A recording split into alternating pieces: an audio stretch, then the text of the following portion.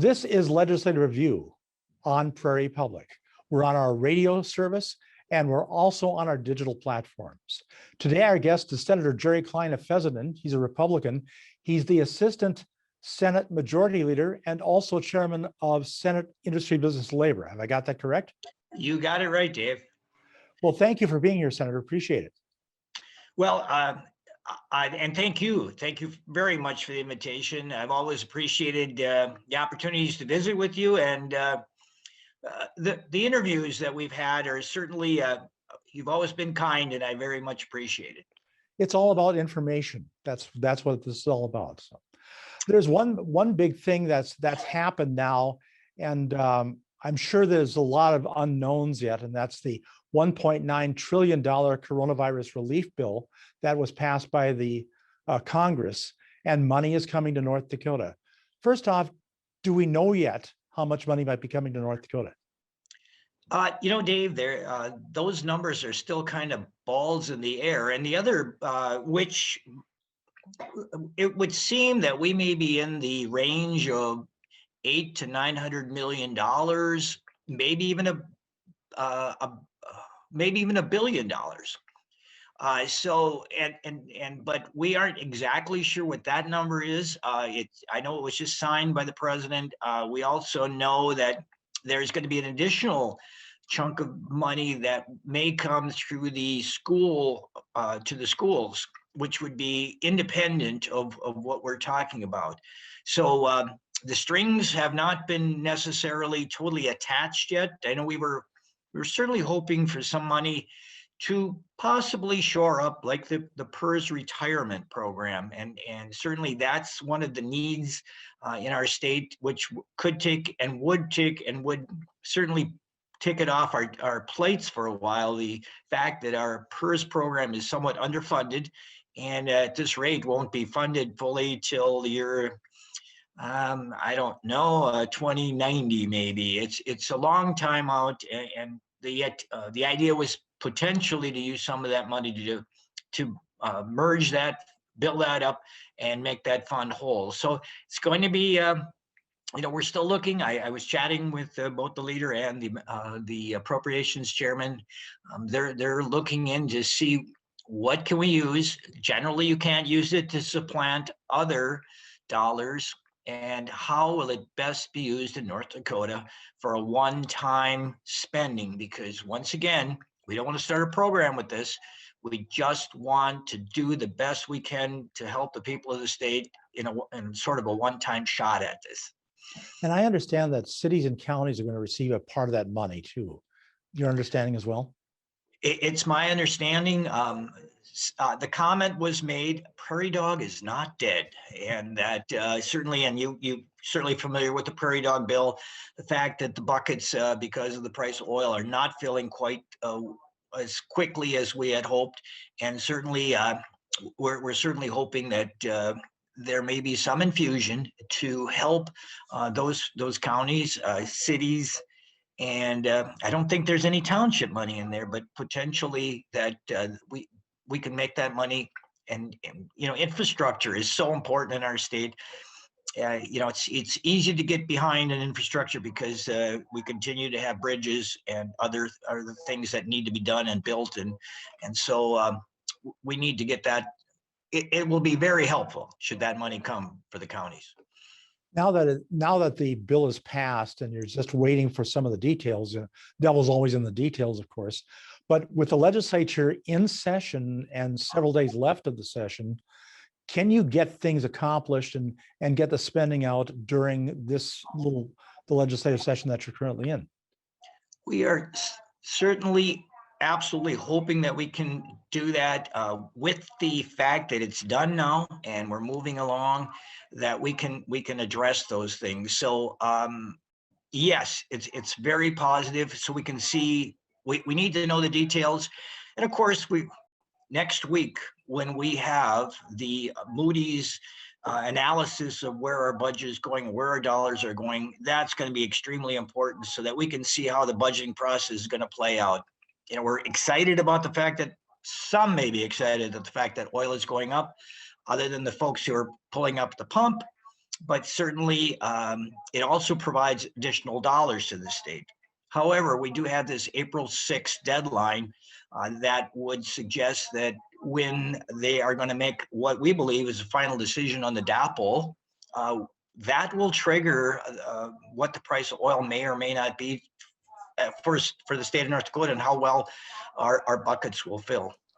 You talk about a number of balls in the air. That's a major possibility for the oil industry, is what might happen to Dakota Access Pipeline. It's so important. And visiting with the folks in the oil industry, you know, we've become very reliant on oil, and the price of oil certainly helps generate the additional dollars that fill all those pockets that we always talk about, providing for the general fund, providing for the Resources Trust Fund, even the Legacy Fund. As the price of oil goes up, the barrel goes up, we enjoy the additional, the 5% gross production extraction. That all flows down into our main pails, and we enjoy that. And of course, the bottom pail is the Strategic Investment and Infrastructure Fund, which has certainly been a great catch-all. Has provided a lot of dollars for a lot of infrastructure needs around the state, and that's not quite filling. At this point, it even looks like some of the buckets might be filling before the end of the biennium. But once again, I think the comment, the devil's in the details, you're right on. Now, one other thing that's also hanging in the balance, but not about COVID, is the bonding bill. It was originally introduced at $1.1 billion. There was a $1.2 billion from the governor. There was $2 billion from Senator Mathern. The House cut it to $680 million. I've been hearing maybe the Senate might put some things back into it that the House cut. What is your take on that? Well, Dave, you know, I know it's been a lot of discussion. I mean, there are any number of bills dealing with legacy dollars, streaming dollars.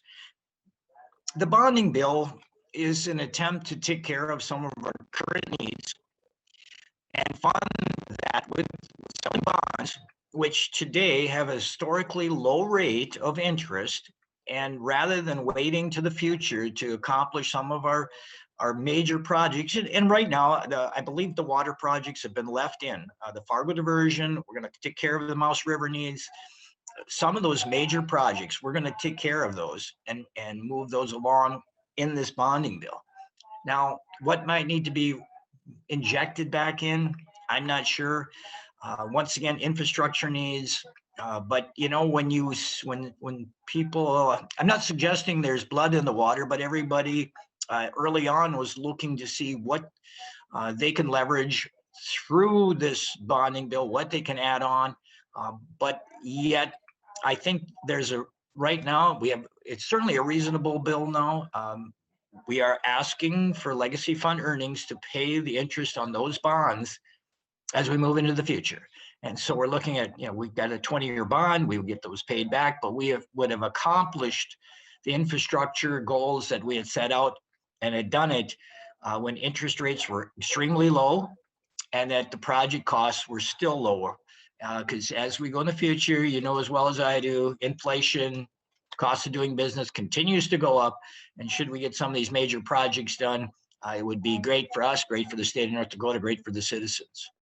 As Senator Warner said right away, these are projects, especially diversion and with the Mouse River Flood Control Project, these were projects that you're going to do anyway. You had committed to them. There was going to be money committed to them. With the FM diversion, you pay for it, and the project is going to be completed, the way I understand it. So that helps. And the other thing it does, as the oil money continues to come in, it frees up additional dollars in the Resources Trust Fund that can be used for projects, water quality projects, smaller water districts who are extending water to rural communities, small communities. You know, without water, it's kind of difficult to run your little town. And so we have found that, you know, by funding some of these great big chunks and keeping more water in that Resources Trust Fund, we can certainly build out a lot of water infrastructure in smaller communities in different parts of the state. I want to go back to COVID just for a second, because your committee dealt with this liability issue regarding COVID. I'd like you to briefly explain what is going on. Well, Dave, I believe it's House Bill 1175. We've run a lot of numbers through your head in a day or a week or in 4 months, but is a bill to provide some sort of business liability to not only our business community, but our medical community, not only hospitals, but also long-term care. And the idea being that COVID created a whole different time in our lives when access to your hospital might not have been quite what you expected. There were times when people who got sick were being moved on to somewhere else. There were times when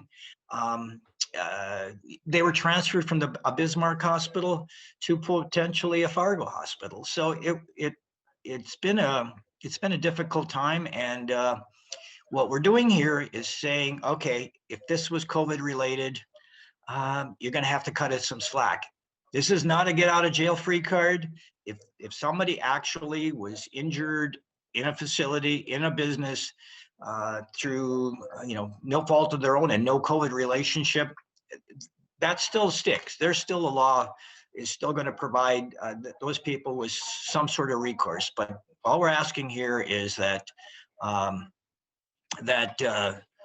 business, if it's COVID related and generally no fault of their own, that it wouldn't be included. So that in a nutshell creates an immunity, employer, employee, a long-term care resident, somebody who says, I think I got COVID standing in line at Target. That doesn't, how are you going to prove all these things? What we're just trying to do is say, okay, we have lived through a different time. And so a lot of enthusiasm, a lot of proponents, a lot of supporters to that issue. And hopefully in the next few days, it'll get passed through the Senate. In a bigger picture, COVID has made many changes in the business community, but also in how you do business, the legislature. How are you dealing with, the idea that some of this is distance? There's not a lot of people around anymore, at least for this session, because of social distancing, masks, et cetera. How are you perceiving things are going? Well, Dave, as kind of a longtime legislator, and you certainly as a longtime member of the media who's covered legislature, you can feel the almost hush in the building.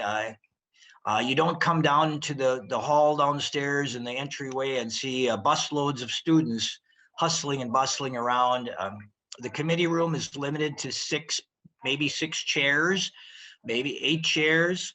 So rather than having a packed room, you're dealing with a small group. But what I've found and what I think has really been interesting is we've had hardly any absenteeism. First of all, we haven't had many sick legislators or senators, in fact. Secondly, and as I mentioned to you earlier today, I've noticed we haven't had nearly the outbreaks of flu that we used to have. I mean, it used to be like somebody wound up sick one day. Well, needless to say, it just went around the chamber and eventually everybody's coughing, sniffling, and blowing their nose. But I don't know if it's the mask. I don't know if it's the social distancing, but we've done a great job to control that. But I think even the bigger thing, and I think the thing that most people have grown to enjoy, is the fact that you can click on, and if I want to watch the Senate IBL committee today and listen to a bill, I can get on my PC and I can be right there. If I want to get on and I want to testify, all I have to do is make notice, and I am zoomed right in, just like you and I are talking now. You're on the big screen.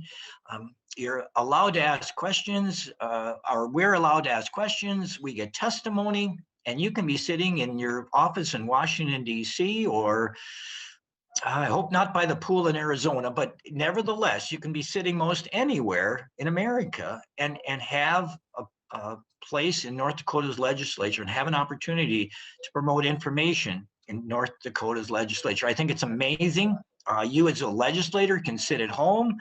If you're not feeling well, you can be in every committee. You can participate in every committee. You can vote on the Senate floor. It's amazing. I think just kudos to our tech people here in the Capitol who, this was kind of short notice, getting the whole building wired, getting the equipment, because needless to say, it was like trying to buy a freezer at Walmart. You couldn't get one, and they were struggling to get this equipment, get it installed, and we have literally gone off with hardly a glitch in this whole system. It's been great, but the mask will be as a mandate to the session, during the session on the floor.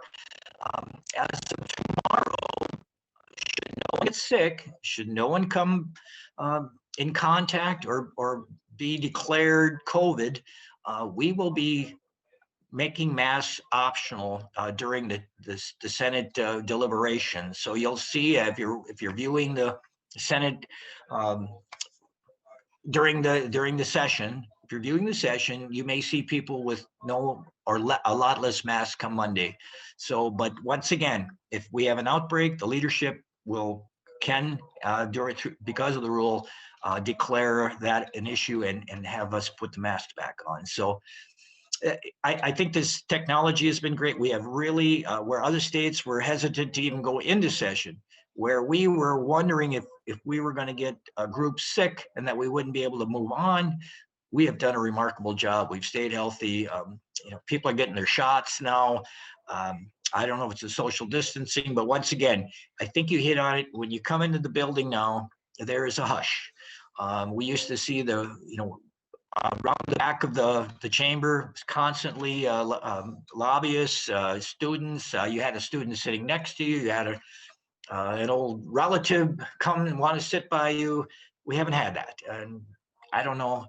I've always enjoyed, especially with the students, having an opportunity to at least have a little chit chat. They get to sit down. They get to hear what we're doing and the deliberation. But all in all, I think we have had a great session, and I think we've been able to accomplish what we set out to do, and we'll continue to move forward. And I think we're going to get this thing done, and we're going to hope to save about 10 days for redistricting.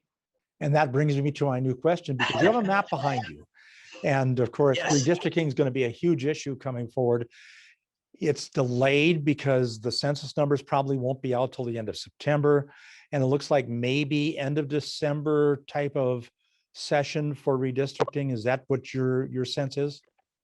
Yes, once again, normally the census information would have been out at the end of April. I served on the 2011 redistricting committee. We started in right out of the chute, working on drawing those lines, figuring out where we're going to find all the people. And because it's not an easy process.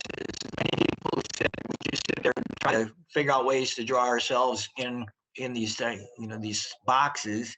It's not that way. I mean, we try to make every attempt to follow county lines, city blocks, but the programming is certainly the program that we have these days just amazing, because they know exactly where you're living. So every time you move a block into a particular district or a township into a district, you know immediately how many people you added.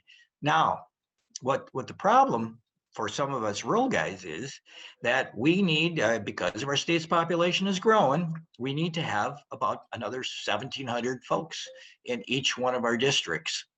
Now, if you were excited that your district stayed at 14,250, which was the number we needed last time, that's one thing.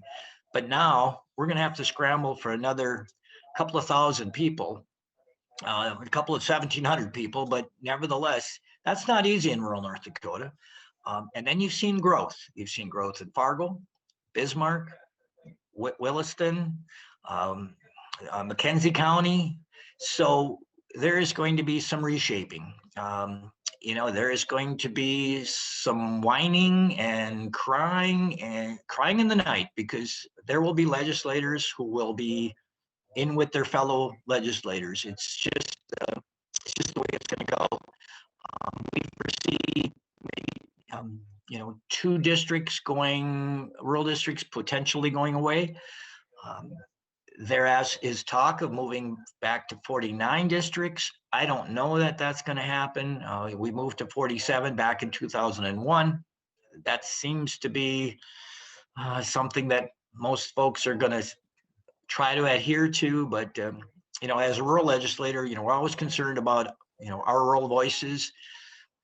And we are getting generationally separated from the soil, so to speak, because most of my early colleagues at one time, they may have lived in Bismarck, and he lived in Parkwood, but they grew up on a family farm and somewhere out in Stark County or Arthur, but nevertheless, this is going to be a challenging time. And then the fact that our numbers are coming in late, that committee is going to have to do just a lot of a yeoman's job to try to be ready. And we are shooting for mid-December for having our special session, which when the lines are going to be drawn, you'll know what district you're in, or that you're on your way out, if your numbers aren't quite, if you have to bring in too many more. Some of us who ran this past year are going to have to probably run again if they so choose, because it's a complicated process. But nevertheless, as you see, there's a lot of colors on the map. There's some I represent 5 counties in the central part of the state. It's big, and it's going to get bigger. So it's going to be a challenging time for a lot of us. Are you going to try to serve on the committee this year? Well, I've been volunteered. Senator Holmberg and I are the remaining 2 members of the 11 redistricting committee from the Senate. And I believe, without asking, I may be on. And we try to establish a group that represents a variety of rural, urban, east, west, north, south, trying to get folks from around the state, because they're going to be representative of their areas. And but yes, I think I may be on that committee. Well, I heard you mentioned Senator Holmberg. He came up with I thought was a very good line. He says, "We genuflect at the altar of population when you do the district lines, because you have to be within a tolerance," if I remember correctly. There is a small tolerance. He suggested we maybe even be cannibalizing, because us folks who aren't going to have enough numbers are going to have to start eating away at our neighbors who may be adjacent to us, but have the meat that we need to sustain our lives. But he does have generally a lot of different, he has great quotable quotes. But it also is illustrative of the job that you have in front of you. Some may say it's daunting. You've been through it a couple of times. It's from an outsider's perspective, it doesn't look like it's an easy thing to do, given the fact that you might have to cut into some districts, have some people in different districts, have some people who may have been elected in 2020 may have to run again in 2022. You're absolutely right. And you've been around, you understand the camaraderie we build amongst we are a family here. We have friends, we sit next to each other, we work in committees pretty diligently for 80 days or 70, hopefully, but we are friends. And this is the daunting part is when you start working on, you got to close your eyes and just try to start, and you work in from the corners, because you can't make Pembina County go into Canada. You start bringing those down until you get to that number, and then that's just going to be your level. And you maybe have swathed through one of your colleagues' homes. But yes, that's the daunting task. You have to. You don't get a lot of praise for what you've done on the committee. We didn't have to do a whole lot of. We had, I believe, 3 different districts where the legislators ran against each other, both Democrat, Republican.